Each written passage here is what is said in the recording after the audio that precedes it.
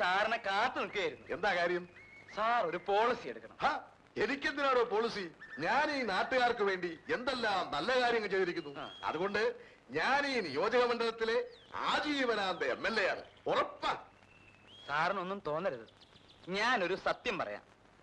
സാറിന്റെ സ്ഥലപ്രവൃത്തിയെ പറ്റി ഇവിടുത്തെ ആൾക്കാരിൽ നിന്നും അറിഞ്ഞിടത്തോളം സാറിന് ലൈഫ് ഇൻഷുറൻസ് വളരെ ആവശ്യമാണ്.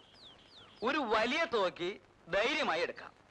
അങ്ങേയറ്റം പോയാൽ 2 പ്രീമിയത്തിൽ കൂടുതൽ കെട്ടേണ്ടി വരില്ല. തീർച്ച 2 വർഷത്തിനകത്ത് മുഴുവൻ തുകയും ഭാര്യയ്ക്കും മക്കൾക്കും കിട്ടും. താനെന്താ പറയുന്നത്? 2 കൊല്ലത്തിൽ ഞാൻ മരിച്ചു പോകുന്നു.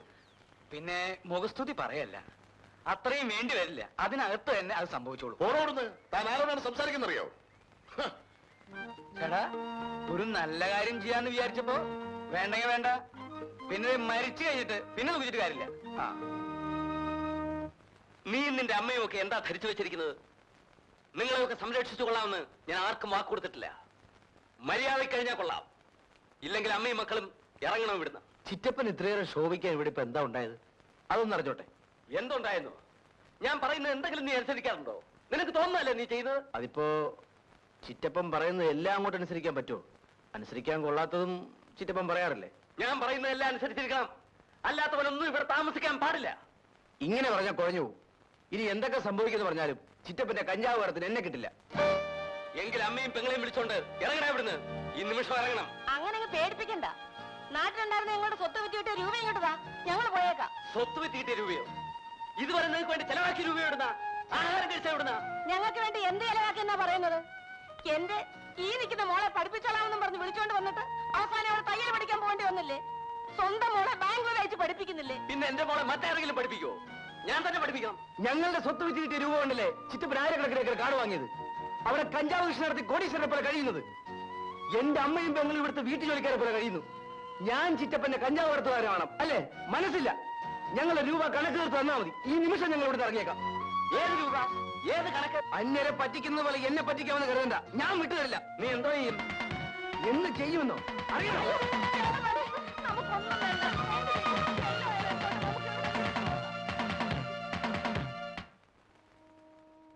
മത്തായി ഇത്രയേറെ കൊള്ളാത്ത ആളാണെന്ന് ഞാൻ അറിഞ്ഞിരുന്നില്ല. പണത്തിന് വേണ്ടി എന്തും ചെയ്യാൻ മടിയില്ലാത്ത ആളാണെന്ന് ഞാൻ കേട്ടിട്ടുണ്ട്. എന്നാലും ഇത് പാടില്ലായിരുന്നു. ഇനി അതേക്കുറിച്ചൊന്നും പറഞ്ഞിട്ട് കാര്യമില്ലച്ചോ. അച്ഛൻ ഞങ്ങൾക്ക് ഇവിടെ എവിടെയെങ്കിലും ഒരു വീട് ഏർപ്പാട് ചെയ്ത് തരണം. എനിക്കും മക്കൾക്കും ആരോഗ്യം ഉണ്ടച്ചോ. ഞങ്ങള് ജോലിയെടുത്ത് ജീവിച്ചോളാം. ശരി, നമ്മുടെ കറിയാച്ചന്റെ വീട് ഒഴിഞ്ഞു കിടപ്പുണ്ട്. അത് ഞാൻ ഏർപ്പാട് ചെയ്ത് തരാം. തൽക്കാലം അവിടെ താമസിക്കാം. മതിയച്ചോ. പക്ഷേ ഇന്ന് തന്നെ ഞങ്ങൾക്ക് ഇങ്ങോട്ട് മാറിയാൽ. അങ്ങനെ ആയിക്കോട്ടെ. സണ്ണിക്ക് ഡ്രൈവിംഗ് അറിയാമല്ലോ. ഒരു ജീപ്പ് വാങ്ങാനുള്ള പണം ഞാൻ ബാങ്കിൽ നിന്ന് എടുത്തു തരാം. കുറേശ്ശെയായിട്ട് അടച്ച് ബാങ്കിലെ കടം തീർത്താൽ മതി. വലിയ ഉപകാരച്ചോ. അച്ഛനോട് ഇതിന് നന്ദി പറയേണ്ടത് എങ്ങനെയാണെന്ന് ഞങ്ങൾക്കറിയില്ലച്ചോ. ഇതിന് നന്ദി പറയേണ്ട കാര്യമൊന്നുമില്ല. ചെയ്യാൻ കഴിയുന്ന സഹായങ്ങൾ പരസ്പരം ചെയ്യുക, അതാണ് മനുഷ്യത്വം.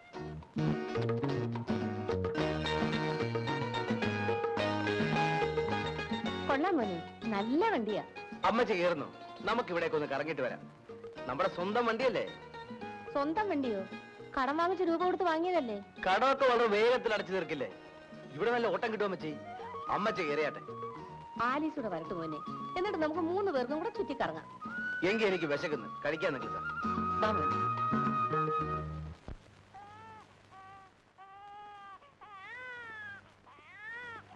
സിസ്റ്റർ, നിങ്ങൾ പുറത്തേക്കണം. ഇവിടെ രോഗികൾക്ക് മരുന്ന് കൊടുത്തോണ്ടിരിക്കുക. ഞാനും ഒരു രോഗിയാണ് സിസ്റ്ററെ. നിങ്ങളെ കണ്ടിട്ട് പുരുഷനാണെന്ന് തോന്നുന്നല്ലോ. സംശയമുണ്ടെങ്കിൽ പരിശോധിച്ചു നോക്കാം. ഇവിടെ സ്ത്രീകൾക്ക് മരുന്ന് കൊടുക്കുന്ന സ്ഥലമാണ്. അതെനിക്കറിയാം സിസ്റ്റർ.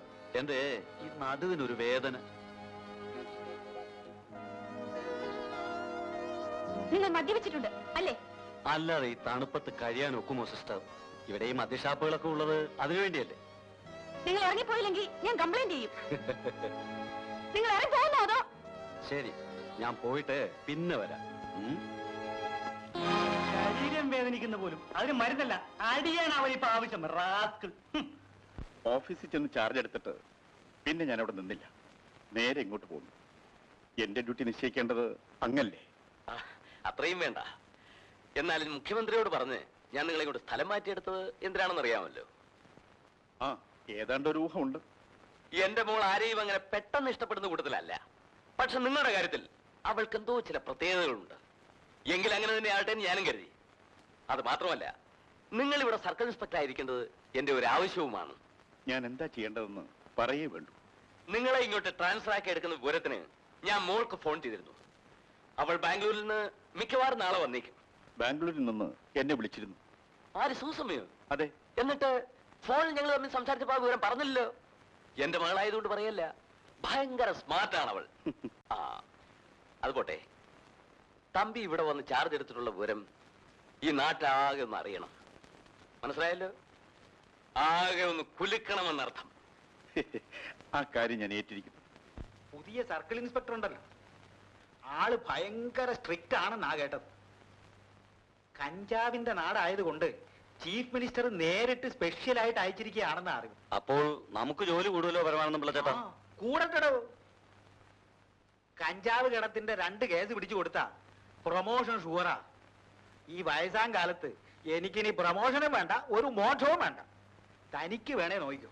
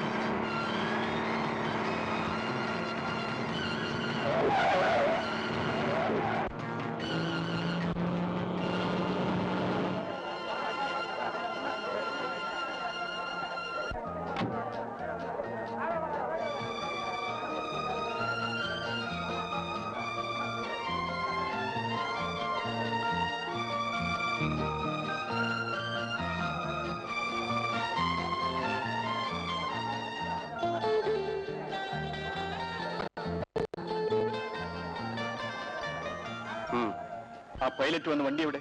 അത് 4 പേരെ ഇടിച്ചു തീർപ്പിച്ചിട്ട് കൊക്കയിലേക്ക് മറിഞ്ഞു. അങ്ങനെ ഈ കിളിപാടിയിൽ ഒരു പുതിയ പോലീസ് സ്റ്റേഷൻ സ്ഥാപിക്കുന്നതിനുള്ള തറക്കല്ലിടുവാൻ വേണ്ടി വന്നെത്തിയിരിക്കുന്ന ബഹുമാനപ്പെട്ട മുഖ്യമന്ത്രിയോട് ഈ നാട്ടുകാർക്കുള്ള നന്ദിയും കടപ്പാടും രേഖപ്പെടുത്തുന്നതിൽ എനിക്ക് അതിയായ സന്തോഷമുണ്ട്.